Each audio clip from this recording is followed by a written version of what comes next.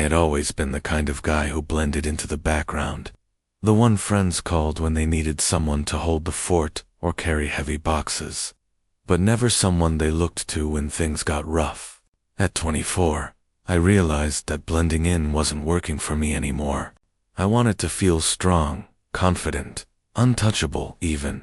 That's why, on a damp Thursday evening, I found myself standing in front of the gritty, slightly intimidating brick building of Titan Boxing Gym. My chest tightened, partly from nerves, partly from anticipation. Stepping inside was like walking into another world. The air was thick with the smell of sweat, leather, and determination. Heavy punching bags swayed from the ceiling as men and women moved around them like predators in their natural habitat. The rhythmic thud, thud, thud of gloves hitting bags reverberated through the concrete floor, making my heart race faster. I wasn't sure whether I felt excitement or sheer terror, and then I saw him. He was impossible to miss.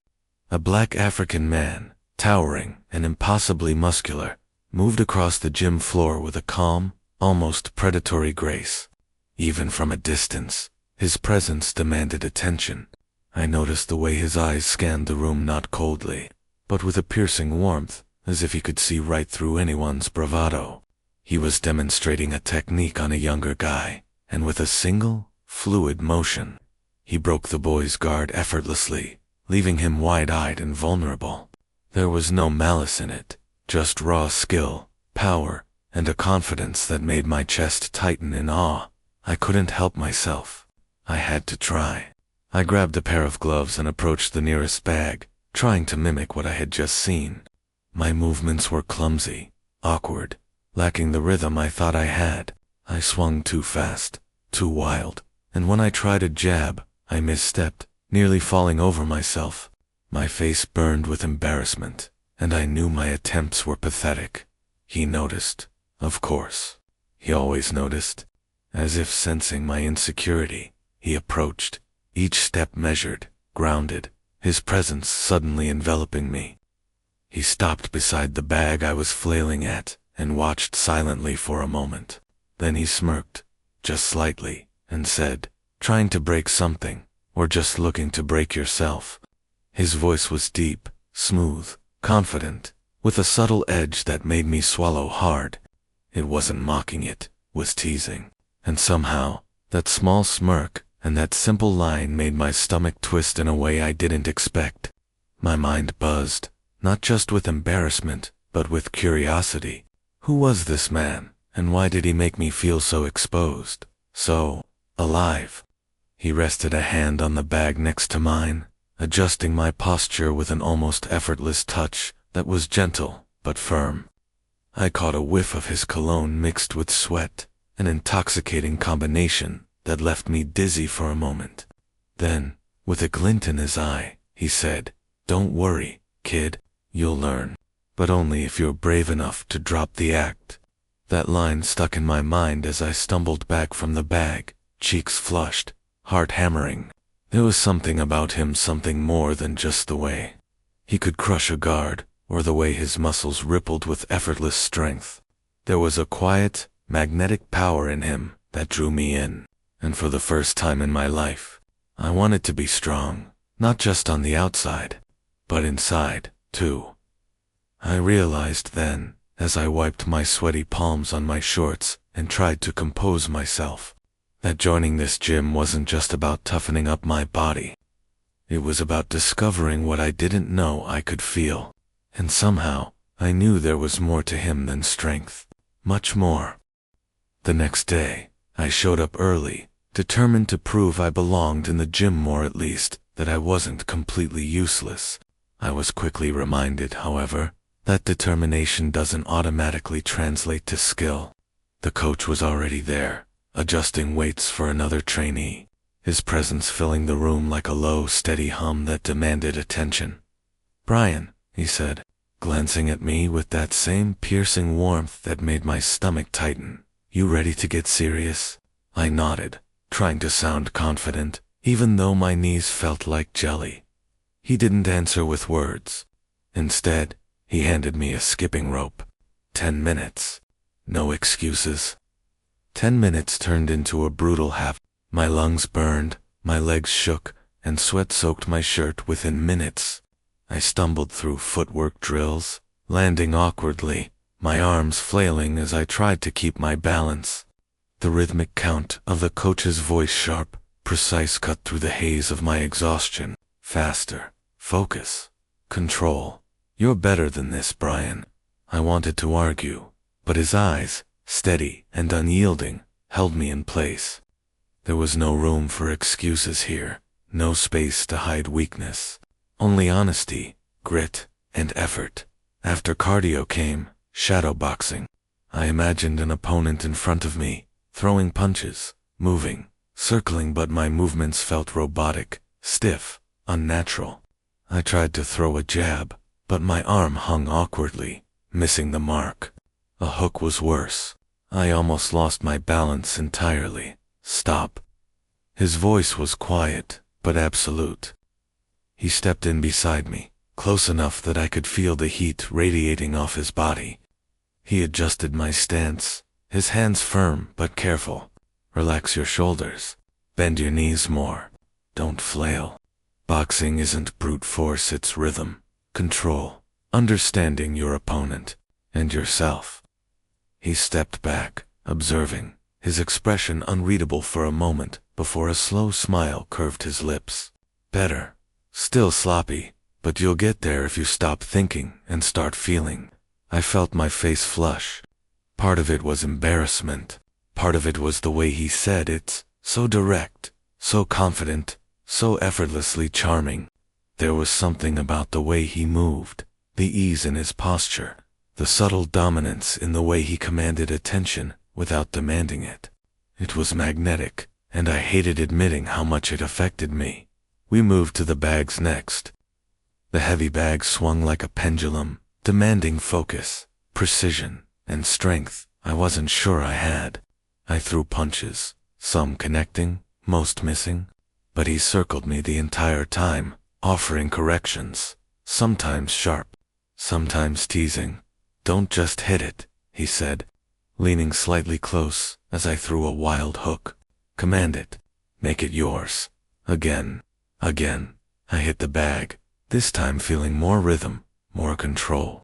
Still imperfect, but closer. He nodded approvingly, just enough to make my chest tighten. I couldn't tell if it was pride, attraction, or a mix of both. During a short break, I watched him move across the gym, adjusting a trainee's stance, laughing softly at a joke, then returning to business with an intensity that left me breathless. He was a man completely in control, powerful without arrogance, and somehow approachable without losing that edge. Brian, he said, approaching me with a towel, draping it over my sweaty shoulders. You're not bad, for someone who's never boxed before, but don't get cocky. You've got potential, yes, but potential means nothing without work. You understand? Yes, coach, I said, my voice a little too loud, my hands gripping the towel so hard I left indents in the fabric. He smirked, just a hint, and walked away. I watched him go, feeling an odd mixture of frustration and fascination. I wanted to impress him, to earn his approval, but I also wanted something else. I didn't even know what. As we resumed training, I noticed the subtle ways he interacted with me, quick glances that lingered slightly too long, a hand adjusting my posture with a touch that was firm but almost intimate, playful challenges thrown into his critiques. My mind kept circling between admiration, embarrassment, and a curious, undeniable pull toward him. By the time the session ended, I was drenched in sweat, muscles trembling, and yet exhilarated in a way I hadn't felt in years. My body was tired, but my mind was spinning, not from exhaustion alone, but from the man who had dominated every corner of my focus, every ounce of my attention. Walking home, I realized that training wasn't just about building muscle or endurance. It was about something more: learning to face fear, to embrace vulnerability, and maybe, just maybe, learning to want something I didn't know I could have. and I couldn't stop thinking about the coach, about the way he moved, spoke, and looked at me, making me feel exposed, challenged, and alive. The day I had been dreading arrived, my first real sparring session. I tried to tell myself I was ready, that a month of training had prepared me for this. But standing in the ring, gloves strapped on, I could feel the butterflies in my stomach, and a weight pressing on my chest that had nothing to do with nerves. Across from me, my sparring partner, bulky guy, with more experience and confidence than I could ever hope to, muster, smiled casually, bouncing lightly on his feet. "Let's see what you've got," he said, throwing a loose jab that barely grazed my gloves. I raised my guard instinctively, trying to remember every lesson, every adjustment my coach had drilled into me over the past weeks. But as soon as the match began in earnest, my training seemed to evaporate. I blocked poorly, my footwork was sloppy, and every punch I threw either missed or landed weakly. I could feel my face flush with embarrassment with each mistake, my chest tightening with frustration. "Keep your hands up." My coach's voice rang out from the corner, calm but commanding. "Focus. Anticipate. Don't react." I tried. I really did, but the harder I pushed, the more exposed I felt. My opponent grinned with a mix of pity and amusement, landing a gentle but solid jab to my midsection that made me stumble backward. I realized, with a sinking feeling, that I was failing in front of everyone, failing at something I had come here to master, failing myself. Then, before panic could fully take hold, my coach stepped into the ring. My heart leapt not just at his presence, but at the authority, the strength, and the undeniable aura of control he radiated. He moved with a deliberate calm, towering over me as he looked down. "Stop," he said, his voice low but firm. He crouched slightly, getting close enough that I could feel the heat radiating from his body, the faint scent of sweat mixed with that subtle cologne he wore. "Your guard is weak because you're trying to hide. You're not protecting yourself, you're protecting your pride." I swallowed hard, my mouth dry. I don't know how." "Then let me show you," he demonstrated with precision, positioning my arms and shoulders, correcting my stance with firm hands that brushed mine in a way that made me shiver. Then he stepped back, motioning for me to try again. I did, more cautiously, more aware of his touch lingering just long enough to unsettle me in the best possible way. But when I attempted a jab, he intercepted, gently twisting my arm and guiding my guard down not harshly, but firmly. "Relax," he said, his deep voice vibrating through me. "Feel it. Vulnerability isn't weakness." And then he did something I hadn't expected. With slow, controlled movements, he demonstrated breaking a guard by stepping in close, using precise pressure, guiding my arms aside, as if my defenses were nothing more than paper. I gasped, both at the technical skill and at the heat that surged through me from his proximity. His eyes met mine as he did it, and there was a spark in that gaze, a mix of intensity, challenge, and something else. Something personal. I stumbled backward, heart racing, cheeks burning. I wasn't ready, I managed to stammer. He shook his head, a small, almost playful smile, tugging at his lips. "You never will be, until you learn to trust. Trust me, trust yourself, and the rest will follow." His words weren't just about boxing. I could feel the layers beneath them. The lesson was bigger than the ring, bigger than the punches, bigger than my fumbling attempts at defense. I realized that vulnerability wasn't a flaw, it was a door, a way to grow stronger, to connect, to open myself to something I had long resisted. "Trust." "Again," he said, gently but insistently, and I stepped forward. This time, I let go of the tension that had been locking me up. I allowed his corrections to sink in, allowed my body to feel rather than react, to move with rhythm rather than panic. And when he guided my arms, breaking my guard with controlled force, I didn't recoil, let it happen, letting the sensation wash over me. It was electrifying. The way he moved, the warmth of his hands, the sheer closeness. It was intense, sensual, and yet completely safe. My mind was spinning, not just with the embarrassment of being bested, but with awe at his skill, admiration for his patience, and a confusing, thrilling heat that coursed through me. When the exercise ended, he stepped back, giving me space for the first time since entering the ring. My breathing was ragged, my heart hammering, and I felt a strange, bubbling mixture of pride, embarrassment, and longing. "You see," he said softly, his eyes locking with mine, "breaking a guard isn't about overpowering. It's about understanding, timing, and letting the right force in. The same goes for life and for connections." I nodded mutely, my mind still reeling. My defenses had been shattered, my insecurities laid bare, and yet, for the first time in a long time, I felt exhilarated rather than defeated. There was power in letting go, in opening myself, in trusting someone who deserved it. Later, as I sat on the bench, wiping sweat from my face and trying to calm my racing thoughts, I replayed the moment over and over.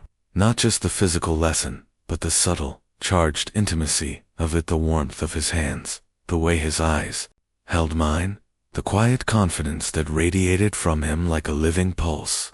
I realized something profound in that moment. He didn't just break my guard. He broke through my defenses in ways I hadn't expected, and somehow I knew I would never forget it. After that day in the ring, things between the coach and me shifted, though neither of us spoke about it outright. Training sessions, which had once been purely about technique and endurance, began to take on a more personal rhythm. He started noticing small things about me that no one else seemed to care about. "Your stance is slipping when you're tired," he said one evening, as I struggled through "Not just physically, you tense up when your mind wanders too. Focus, Brian." I paused, catching my breath, and realized that his words were more than a critique. He was paying attention, really paying attention, to how I moved, how I reacted, how I carried myself. And the fact that he cared enough to correct not just my arms or legs, but my very rhythm made my chest tighten in a way I didn't expect. During warm-ups, he would occasionally stand close behind me, adjusting my posture or stretching my shoulders, his hands firm but gentle. One evening, as I yawned from exhaustion, he placed a hand on my shoulder, holding it there for a heartbeat longer than necessary. "Relax. You're doing better than you think," he said softly. His thumb brushed lightly against my skin, and I felt a shiver run through me. I wasn't sure what it was that made my stomach twist every time he was near. Admiration, attraction, a confusing mixture of respect and desire. My mind raced with questions I didn't have answers to.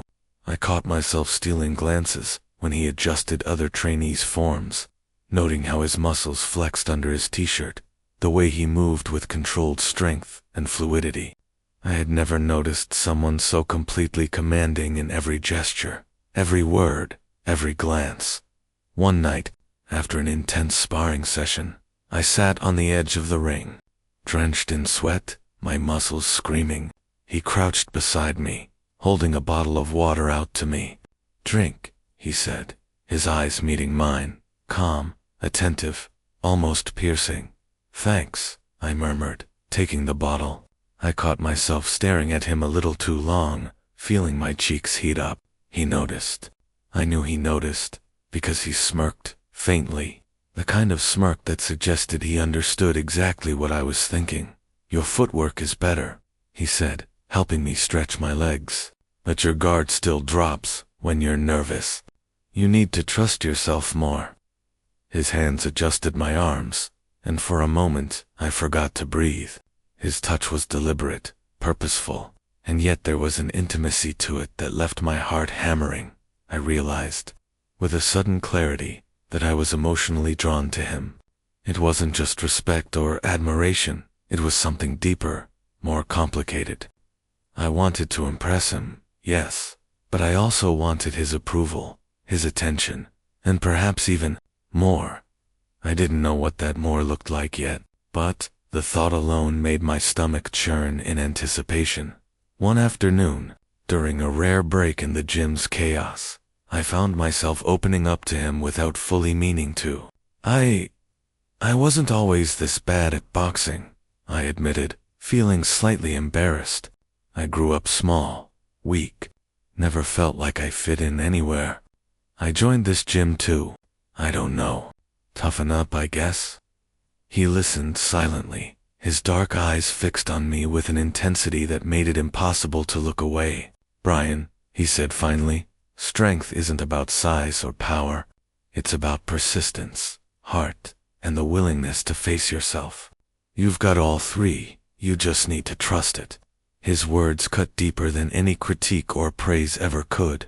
He saw me, not the flailing, awkward mess I feared everyone else saw, but me. And that realization made me ache in a way I hadn't expected. Training resumed, but the air between us had shifted subtly. His playful teasing became sharper, more deliberate. "You call that a jab?" he said one day, leaning close enough that I could feel his breath against my ear. "You're going to have to do better than that to impress me." I laughed nervously, my heart racing. Impress him? I didn't know whether I wanted to impress him in skill or in ways far more personal.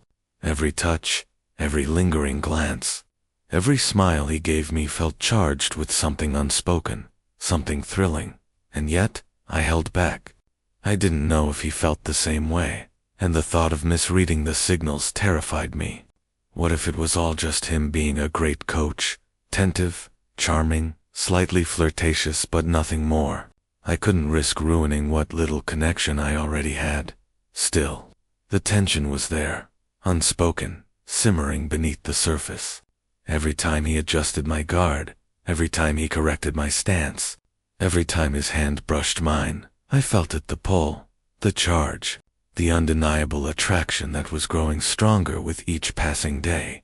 I caught myself daydreaming in the gym, imagining what it would be like if he reached out, not just to correct me, but to, I didn't know what, kiss me, hold me, look at me the way he looked at other trainees, yes, but with something more, something private, something that belonged just between us. And then, without warning, I realized that I had been waiting for him to do exactly that, to acknowledge the pull I felt, to cross the line that separated coach from something infinitely more personal. My chest tightened, my thoughts raced, and yet there was an excitement there, a thrilling fear that made me feel alive in ways I hadn't felt in years. I left the gym that night with sore muscles and a head full of thoughts I couldn't untangle. I knew one thing with absolute certainty. I was no longer just a student here. I was a man captivated, challenged, and completely drawn to the black African bodybuilder who had taken my weakness, broken it, and made me see myself in a way I hadn't dared before. And somewhere deep inside, I wondered if just maybe he felt the same pull, the same curiosity, the same desire to see where this connection could lead. The gym was quiet that night. The usual clamor of punches, grunts, and shouted counts replaced by the soft hum of the overhead lights. Most of the trainees had left hours ago, leaving only the echo of my own footsteps as I paced near the ring. My heart thumped with a mix of anticipation and terror, a rhythm that matched the anxious whirl in my mind. I had decided I had to tell him. I couldn't keep feeling this way in silence any longer. He appeared from the shadows near the weights, tall, powerful, and calm, as if he had been waiting for me all along. The sight of him made my chest tighten, and my stomach flip with a mix of fear and desire. "You're still here?" His voice was low, steady, familiar, but tonight it carried a subtle edge I hadn't heard before. I wanted to... My words faltered. I cursed myself for my nerves, my inability to string together a coherent sentence in front of him. My palms were sweaty, my gloves tightening uncomfortably around my fists. He approached, his dark eyes catching the dim light, holding mine with a steady intensity that made me shiver. "Wanted a what?" he asked, though he didn't step back. There was no pressure, just presence. Presence that both comforted and unnerved me. I need to tell you something," I said, voice shaking. I like you, more than I should, more than just as a coach or a mentor. I trailed off, words failing me, my chest heaving as though the admission alone was a workout of its own. For a moment, the world seemed to stop. He didn't laugh, didn't scold, didn't look away. Instead, he tilted his head, his lips curving into a small, almost imperceptible smile. "I was wondering when you'd say that," he murmured, stepping closer, his presence overwhelming in the best possible way. "I noticed, from the way you look at me, the way your guard tightens not from training, but from anticipation." My face went hot, and I stumbled backward slightly, heart pounding like it might explode. You knew?" I whispered. "Of course I knew," he said, voice calm but laced with amusement. "I see everything in the ring and outside of it." We stood there, the silence between us thick with electricity. My mind was a tangle of fear, excitement, and desire.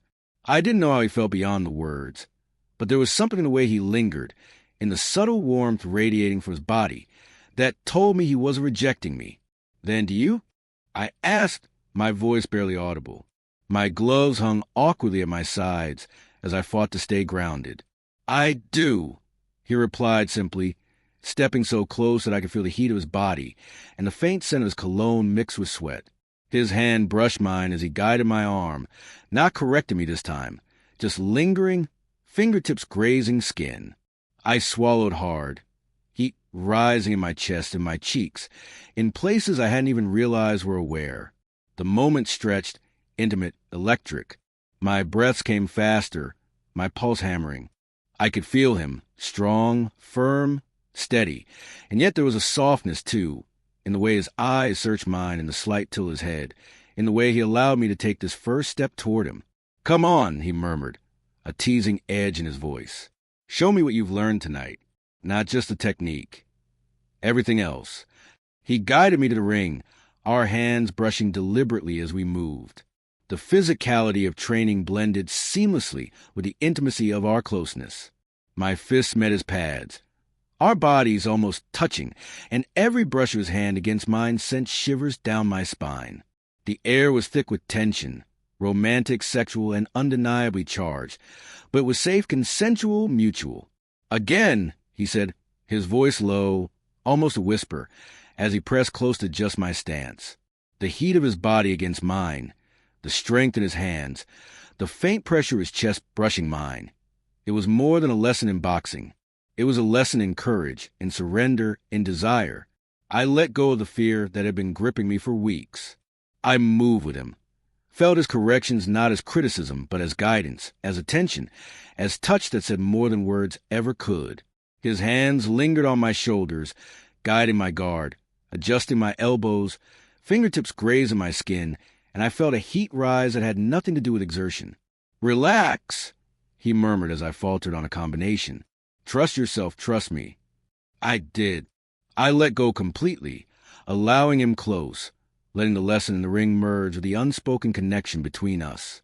Each punch, each block, each footstep was a silent conversation, a dance that carried the tension and desire that had been building for weeks. When he adjusted my gloves, his fingers brushed mine in a deliberate, lingering contact that made me gasp softly. He noticed, smirked faintly, but didn't pull away. "You're doing better," he said, voice low, intimate. "Better than I expected from someone who was nervous just moments ago." I laughed nervously, still breathless, heat coursing through me. I've never felt like this," I admitted, my voice trembling. "Not in training, not anywhere." "Then keep feeling it," he replied, leaning just slightly closer so that our foreheads almost touched. "Don't hide. Not from me. Not from yourself." The closeness was overwhelming. I could feel the strength in his chest, the warmth in his arms, the undeniable pull between us. And for the first time, I didn't care about embarrassment, fear, or the consequences. I wanted this, wanted him, and wanted to finally let myself be seen. His hand rested on my cheek briefly, firm and warm, brushing a damp strand of hair from my forehead. My pulse spiked, my stomach flipped, and my heart felt like it was trying to jump out of my chest. I leaned into the touch, closing my eyes for just a moment, savoring the sensation, the intimacy, the connection that had been building for weeks in stolen glances, playful teasing, and quiet corrections. "I've been waiting for this," he said softly, voice low and sure. "Not just for you to admit it, but for you to trust it." And in that moment, the gym, the punches, the sweat, the exhaustion, all of it faded. There was only him and me and the electricity between us, a current that neither of us needed to name. The physicality of training had become a conduit for something more: romance, passion, desire, and trust wrapped into one. I felt exhilarated, alive in a way I had never imagined. My chest heaved not from exertion alone, but from the intensity of emotion, the rush of connection, the thrill of finally letting myself feel without restraint. When the session ended, we stood there close, sweaty and unashamed. I could feel the lingering warmth of his touch, the quiet pulse of his energy mingling with mine, and I realized that nothing would ever be the same. I never thought joining a gym would teach me how to fight, or how to fall. I whispered, voice trembling, full of awe, longing, and newfound confidence. Weeks passed, and the gym became my second home. Every day, I pushed myself harder than the last, not just to build muscle or perfect my technique, but to prove to myself that I could rise above the person I had been: shy, timid, unsure, afraid of both failure and desire. I could feel in the way my arms moved when I threw punches, the way my legs carried me across the ring, the steadiness in my breathing. I was stronger. I was more confident. I was alive. Sparring sessions, once a source of anxiety, became a proving ground. I faced trainees who had years on me. Their smirks replaced the surprise as I blocked combinations that would have floored me just a month ago. I moved with rhythm, confidence, and precision, each punch a statement of progress, each dodge a testament to the lessons I had absorbed. The rush of adrenaline was exhilarating, but it was a quiet pride in knowing I had earned every movement that made me feel powerful. And yet, even as I thrived physically, the transformation was more than muscle and skill. The vulnerability I had shown the coach, the trust one had dared to extend, had reshaped me emotionally. I laughed more freely, smiled more confidently, and no longer feared exposing the parts of myself that had once been hidden. Every session with him reminded me that true strength wasn't just in the swing of a fist. It was in openness, honesty, and desire. He noticed, of course. Every time I entered the gym, his gaze followed me, evaluating, observing, subtly teasing. "Look at you," he said one evening as I finished a combination on the heavy bag. "That's not the same guy who stumbled into the gym a few months ago." He stepped closer, adjusting my gloves with his practiced hands, fingertips brushing mine ever so slightly. "You've changed in all the right ways." My chest tightened at his words, a mix of pride and something deeper, something I could no longer ignore. There was a flirtatious edge to his praise now, a warmth that lingered, a spark that made every correction, every touch, every glance charged with unspoken meaning. "Thanks, coach," I said, voice low, almost shy, though my confidence had grown in every other way. "I couldn't have done it without you." He smirked, the same slow, knowing smirk that always left me breathless. "I didn't do it all for you. You put in the work. I just guided you, nudged you in the right direction. But yes, I'm glad you noticed." The interplay between us had settled into something comfortable, yet thrilling. I could feel his attention on me even when he wasn't physically adjusting my form. The way he lingered when I nailed a combination, the subtle brush of his hand against mine as he corrected my stance, the warmth of his eyes when he offered encouragement. It all made my heart race. I realized that desire and trust had intertwined into something that went beyond training. It was connection, intimacy, and affirmation all rolled into one. One afternoon, I sparred with a trainee who had initially seemed untouchable, a veteran with muscle and speed that had intimidated me weeks ago. We moved back and forth, punches exchanged, footwork shifting. And then, in a decisive moment, I countered perfectly, catching him off guard and landing a clean combination that ended with him nodding in respect. I turned to the coach, who had been watching quietly, and he raised an eyebrow, lips tugging into that small, approving smile I had come to crave. "Finally, that's the fighter I've been waiting for." His hands rested briefly on my shoulders as he adjusted my stance, and I could feel the warmth radiating from him, the subtle pulse of attraction in the space between us. Walking out of the ring afterward, dripping with sweat but exhilarated, I felt a new sense of confidence that extended beyond physical ability. I realized how much I had grown, not just in the gym, but in life. I was no longer afraid to show emotion, to admit my desires, to let someone in. Vulnerability wasn't weakness. It was the bridge to connection, the path to strength, and the key to discovering joy I had long denied myself.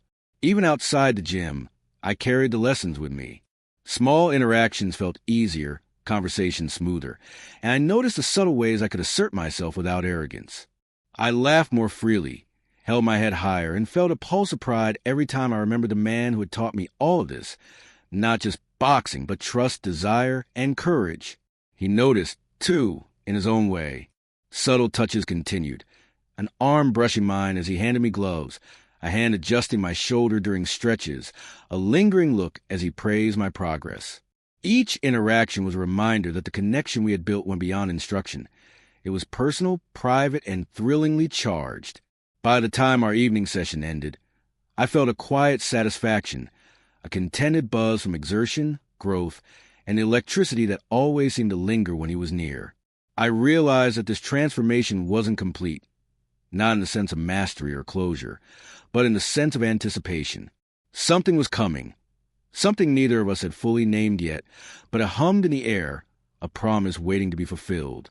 I walked home that night, muscles aching pleasantly, sweat dry on my skin, mind buzzing with everything I had learned, everything I had experienced, and everything that was yet to come.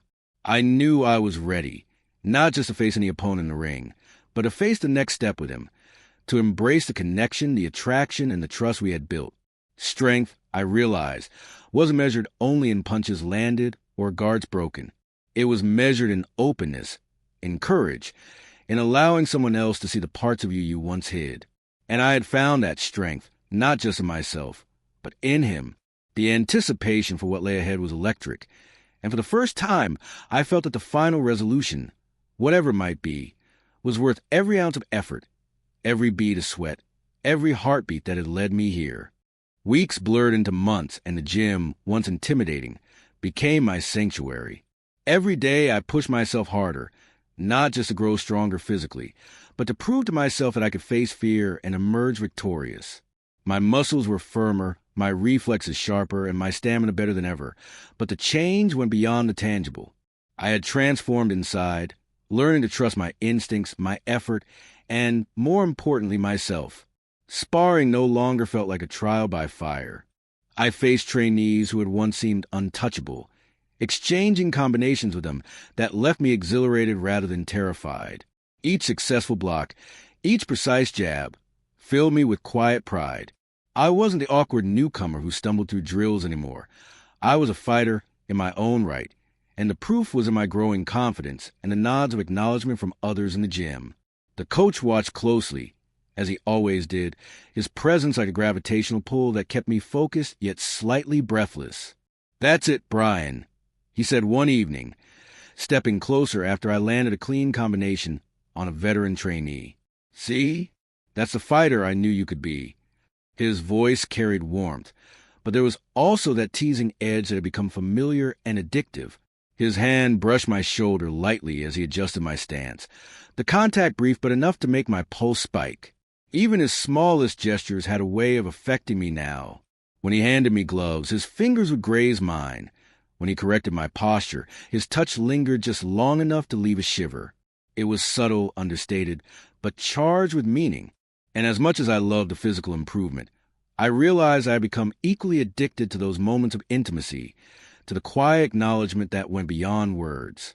One day, during a particularly intense session, I sparred with a newcomer who had initially seemed formidable.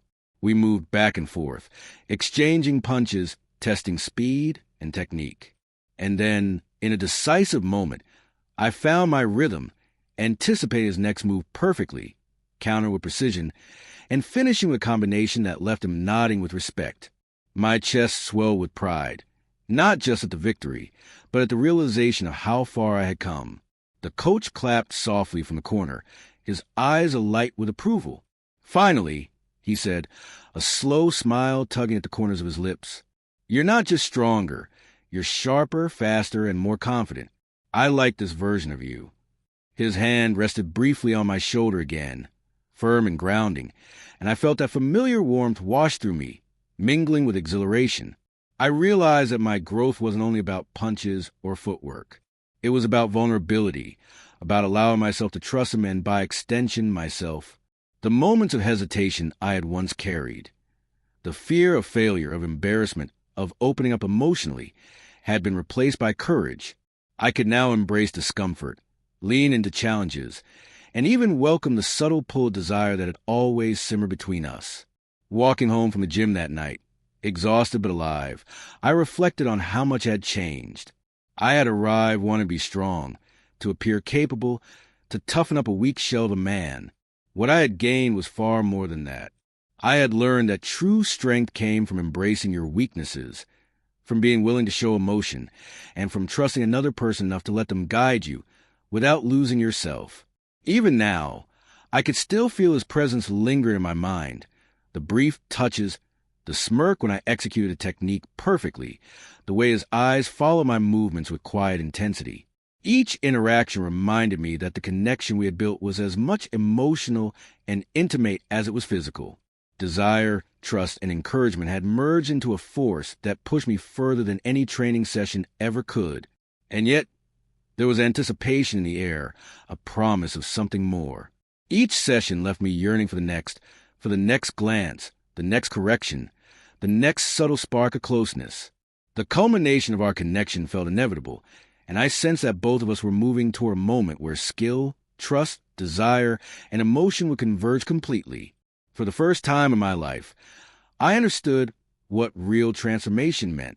It wasn't just about learning to punch harder, move faster, or endure longer. It was about discovering courage, embracing vulnerability, and letting desire guide you towards something powerful and unshakable. I had grown, not just into a stronger fighter, but into someone capable of feeling deeply, loving boldly, and trusting fully. And as I prepared for the next session, I felt a quiet thrill of excitement. The final chapter, where the lessons of trust, desire, and strength would come together, was approaching, and I was ready in every sense to face it. Thank you so much for taking the time to share your thoughts with us. Your feedback is very valuable and will help us improve. May I kindly ask which country you are joining us from?